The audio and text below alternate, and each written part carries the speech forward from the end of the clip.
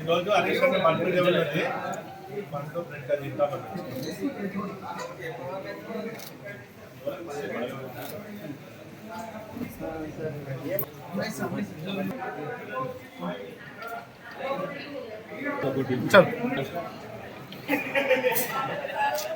మనకేమన్నా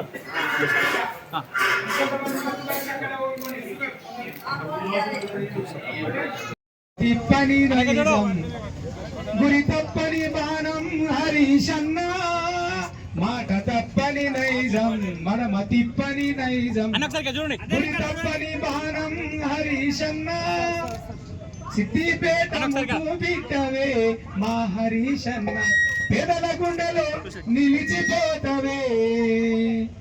తెలంగాణ మొదటి మంత్రివే మా హరీషన్న పేదల పాలిట దేవుడే మన హరీషన్న మాట తప్పని నైజం మనమ తిప్పని ధైర్యం గురి తప్పని బాణం హరీషన్న ఎవరి కందని వ్యూహం తన వ్యూహం ఎవరికి అందదు తను మాట ఇస్తే మాట తప్పని నైజం హరీషన్న మన ట్రిపుల్ షూటర్ గా పేరుంది.